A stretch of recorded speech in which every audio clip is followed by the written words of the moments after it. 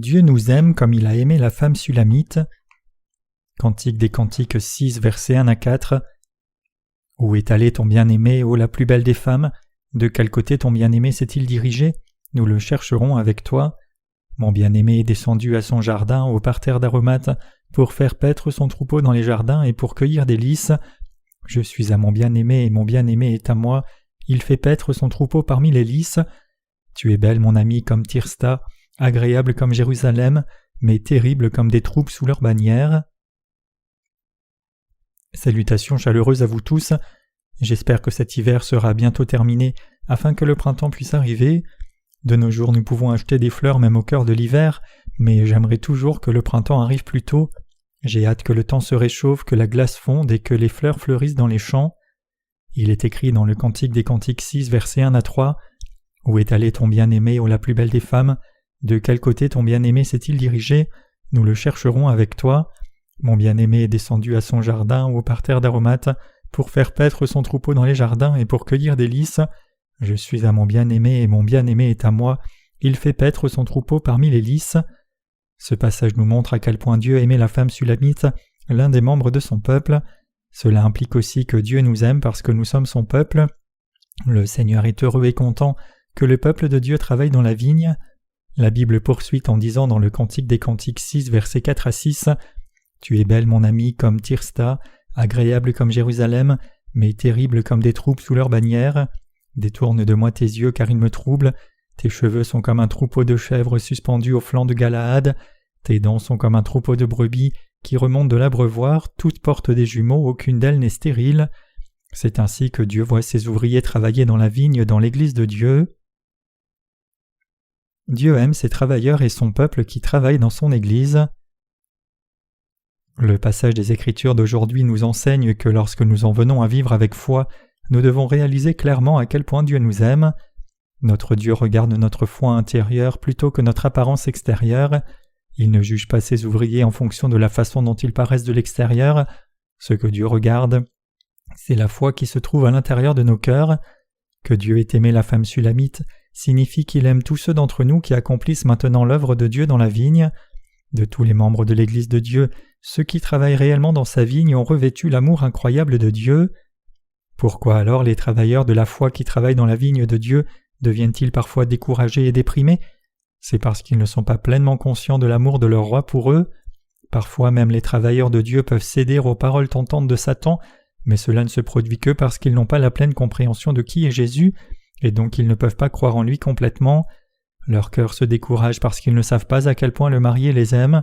À moins que nous ne sachions ce qui est dans le cœur de Dieu, nos esprits s'éloigneraient vers le monde, nous commencerions à désirer ce que Dieu ne veut pas que nous désirions, et par conséquent nous commencerions à nous sentir tourmentés. Si jamais nous avons honte devant Dieu, c'est à cause de notre manque de foi. Dans des moments comme ceux-ci, nous ne sommes pas conscients que Dieu nous aime réellement. Nous savons tous que Dieu ne prend pas de plaisir au péché. Nous devons donc vivre en plaçant toute notre foi dans l'évangile de l'eau et de l'esprit et dans la volonté de Dieu. Nous devons vraiment réaliser l'amour de Dieu et vivre notre vie en faisant confiance à cet amour. Dieu ne prend pas de plaisir dans la méchanceté. Une fois que nous avons saisi cette vérité, nous pouvons tous servir le Seigneur en croyant dans l'évangile de l'eau et de l'esprit que Dieu nous a donné. C'est parce que Dieu ne prend jamais de plaisir dans le péché et l'iniquité qu'il a effacé, et cela en soi nous montre à quel point Dieu nous aime. Même si nous avons tous de nombreux défauts en ce qui concerne nos actes, nous pouvons toujours mener une vie pieuse en faisant confiance à la justice du Seigneur. Une fois que nous saurons ce qu'il y a dans le cœur de Dieu, nous saurons ce qu'il aime et ce qu'il n'aime pas. Nous en viendrons alors à suivre la volonté de Dieu par la foi, et nos vies seront progressivement transformées en vie juste. Il est absolument crucial pour nous de comprendre ce fait que le Seigneur veut que nous réalisions tous à quel point il nous aime. Et vous alors, savez-vous vraiment que Dieu vous aime? Pouvez-vous ressentir l'amour de Dieu à chaque instant de votre vie? Je prêche l'amour de Dieu pour vous afin que vous viviez en unité avec l'Église de Dieu comme vous le devriez. C'est pour vous exhorter à vous unir à l'Église que je parle de la foi dans la justice de Dieu. Croyez-vous dans votre cœur que Dieu aime les justes comme il a aimé la femme sulamite? Croyez-vous vraiment dans l'amour de Dieu de tout votre cœur et que le roi nous aime, nous les croyants dans l'évangile de l'eau et de l'esprit, tout comme il aimait la femme sulamite travaillant dans sa vigne? Même si la femme sulamite était toute bronzée de travailler dans la vigne, Dieu l'aimait toujours. Le roi Salomon avait pas moins de 60 reines et 80 concubines. mais la seule femme qu'il aimait vraiment était la femme sulamite. Cela implique qu'à l'intérieur de l'Église de Dieu, il aime particulièrement ses travailleurs. Tout comme Dieu a tant aimé la femme sulamite, il aime aussi ses ouvriers qui croient dans l'évangile de l'eau et de l'esprit et qui accomplissent fidèlement l'œuvre de Dieu. Ayant été sauvés en croyant dans l'évangile de l'eau et de l'esprit, nous menons maintenant notre vie de foi dans l'Église de Dieu. Même si nous avons de nombreux défauts, nous travaillons toujours pour sauver d'innombrables âmes des péchés du monde.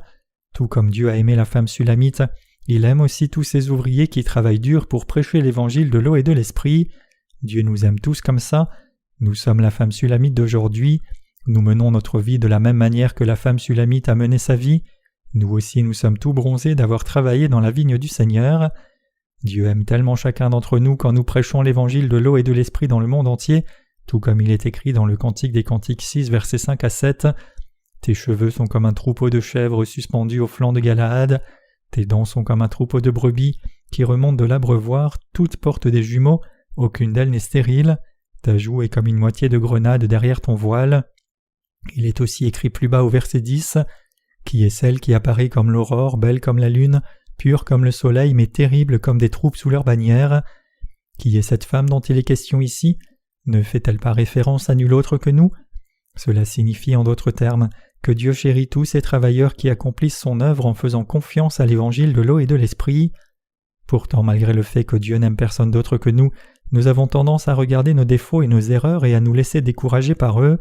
Il est absolument important pour nous de réaliser que quiconque cherche à entrer en présence de Dieu en s'appuyant sur ses propres œuvres est voué à tomber dans la dépression spirituelle. Ces personnes ne peuvent s'empêcher de trébucher sur leur faiblesse et leur manque de foi. Elles ne savent pas que Dieu les aime tant.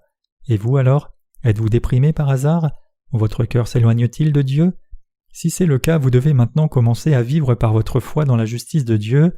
Aussi beau que la lune, aussi clair que le soleil, et aussi impressionnant qu'une armée avec ses bannières, vous devez vivre par la foi. Qui vit une vie aussi majestueuse? Ce n'est autre que nous. Même si nous avons beaucoup de lacunes, nous sommes l'armée de Dieu. Ce que nous devons tous comprendre clairement ici, c'est que le Seigneur aimait la femme sulamite malgré ses défauts. C'est la preuve du fait que le Seigneur nous aime. Si vous faites face à un problème spirituel en menant votre vie de foi, alors le problème réside en vous et pas en Dieu. La femme sulamite savait qu'elle était aimée du roi Salomon, mais il fut un temps où elle essaya de le quitter. Pourtant, elle ne pouvait pas se résoudre à le faire, précisément parce qu'elle connaissait le cœur de Salomon. Elle était la femme la plus heureuse de ce monde. Si elle avait essayé de gagner l'amour du roi Salomon en changeant son teint, cela aurait signifié qu'elle ne connaissait pas vraiment le cœur de Salomon. Ainsi, lorsque les ouvriers de Dieu ne savent pas ce que le roi désire, ils sont tenus de quitter la vigne tôt ou tard. Si nous ne savons pas combien Dieu notre roi nous aime, nous finirons par nous éloigner de sa vigne. Il est donc absolument indispensable pour nous de saisir ce que Dieu a dans son cœur pour nous, car ce n'est qu'alors que nous pourrons éviter de nous éloigner de l'Église et vivre pour toujours avec Dieu. Tant que les travailleurs de Dieu savent ce qu'il a en tête, ils ne quitteront jamais leur lieu de travail, et les ténèbres qui obscurcissent leur cœur seront également levées. Le roi Salomon aimait et chérissait la femme sulamite comme elle était, peu importe comment les autres la voyaient ou ce qu'ils pensaient d'elle. Les gens du monde la regardaient, la réprimandant pour son teint sombre. Pourtant, peu importe ce que quelqu'un disait de la femme sulamite, le roi Salomon l'aimait toujours de tout son cœur. Même si les gens lui ont lancé des insultes pour avoir la peau foncée, pour le roi Salomon, la couleur de sa peau était encore plus belle et agréable. Le roi Salomon aimait la femme sulamite, gardienne du vignoble. Il l'aimait au-delà de tous les maux. Cependant, si la femme sulamite n'avait pas su que Salomon la chérissait autant, il y aurait eu beaucoup de problèmes. Il en va de même pour nous aussi. Lorsque nous regardons dans notre cœur ou considérons nos actes, nous voyons qu'il y a très peu de choses qui sont droites. Bien sûr, lorsque nous entendons la parole de Dieu, nous nous décidons à vivre en conséquence, mais sommes-nous tous capables de le faire? Loin de là, avec le temps, nous ne voyons que des lacunes encore plus. Voyant les imperfections de nos actes, certains d'entre nous tombent alors dans le désespoir. Malgré tout cela, Dieu nous aime toujours extrêmement. Il nous voit clairement comme le soleil du matin. Aux yeux de Dieu, nous sommes son peuple, clair comme le soleil et impressionnant comme une fière armée avec ses bannières. Malgré nos défauts, Dieu nous chérit toujours. Nous sommes si beaux aux yeux de Dieu. Dans l'Église de Dieu, même les serviteurs travaillant sur des tâches apparemment mineures sont exaltés. C'est parce que nous savons ce qu'il y a dans le cœur de Dieu. La Bible nous dit que Dieu voit ses ouvriers comme une armée avec ses bannières. Les ouvriers de Dieu sont majestueux à ses yeux. Pour le souligner une fois de plus, Il est absolument indispensable pour nous de mener notre vie de foi avec une compréhension claire que Dieu est le Dieu de l'amour. Dieu aime non seulement ceux d'entre nous qui sommes dans cette Église, mais tout le monde dans le monde entier. Indépendamment de nos actes et malgré nos défauts, Dieu nous chérit toujours, nous les justes. La femme sulamite avait la peau foncée, même si elle était sombre comme les tentes de Kédar, elle était belle aux yeux du Seigneur. Peu importe que les gens la méprisent, la vigne du roi avait beaucoup d'ouvriers, mais il y avait aussi beaucoup de gens qui se moquaient de la femme sulamite travaillant dans la vigne. Pourtant le roi Salomon était tout sourire chaque fois qu'il apercevait la femme sulamite. Nous sommes le propre peuple de Dieu, et même si nous avons encore beaucoup de défauts, il n'y a personne dans ce monde que Dieu aime plus que nous les justes. Le roi Salomon avait 60 reines et 80 concubines, mais son véritable amour était la femme sulamite. Cela signifie que Dieu aime le plus ses enfants, peu importe comment les gens de ce monde pourraient les regarder de haut. Aux yeux de Dieu, son peuple est le plus beau et il le chérit le plus. Peu importe comment nous les justes pouvons paraître de l'extérieur, Dieu nous aime toujours. Mettez-vous à la place de Dieu et pensez-y. Dieu le Père a sauvé son peuple en sacrifiant son propre Fils. Cela ne montre-t-il pas alors à quel point Dieu aime son peuple sauvé? Étant donné que Dieu a fait de nous ses enfants au prix de la vie de son propre Fils, ne nous chérirait-il pas tellement plus? Il y a de tels enfants spéciaux de Dieu sur cette terre, et ce ne sont autres que nous les croyants dans l'évangile de l'eau et de l'esprit. Bien qu'il y ait d'innombrables personnes vivant sur cette terre, pour Dieu le Père, ceux qui ont été sauvés par son Fils sont les plus beaux. Peu importe ce que quelqu'un dit, le peuple de Dieu est le plus charmant. Personne au monde ne chérit quelqu'un plus que ses propres enfants.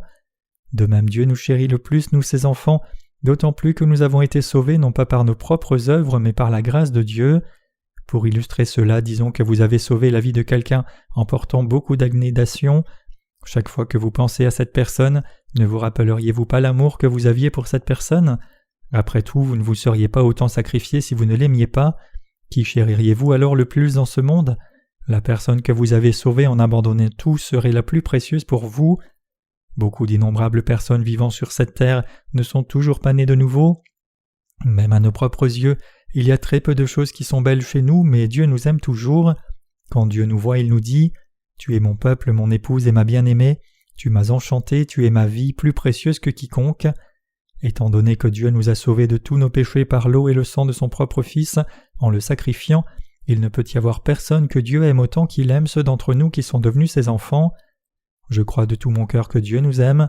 Peu importe le nombre de défauts que nous pourrions avoir, il n'y a absolument personne sur cette terre qui soit aussi chéri par Dieu que nous le sommes. Personne dans ce monde n'est plus aimable devant Dieu que ceux qui sont devenus son peuple, et parmi eux, ceux qui travaillent dans la vigne de Dieu sont particulièrement précieux. Il ne peut y avoir personne d'autre que nous que Dieu aime.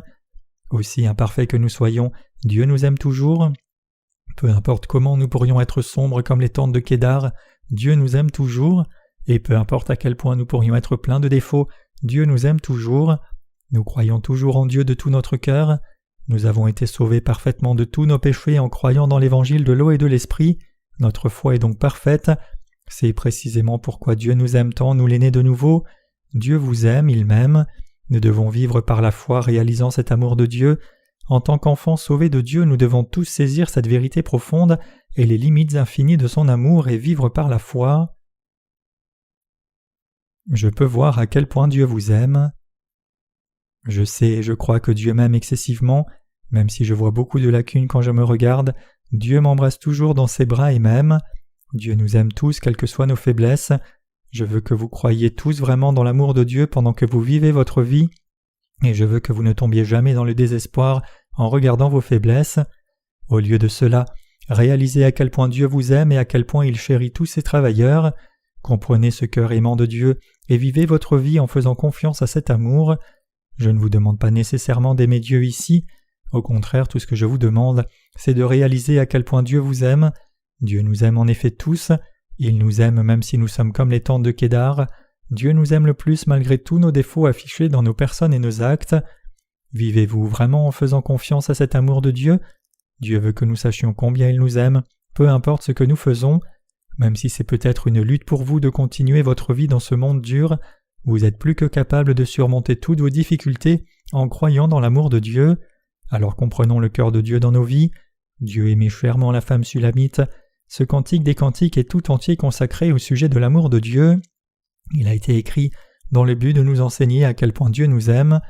Le Cantique des Cantiques est entièrement centré sur le roi Salomon et la femme sulamite. Tout le monde n'est qu'un extra.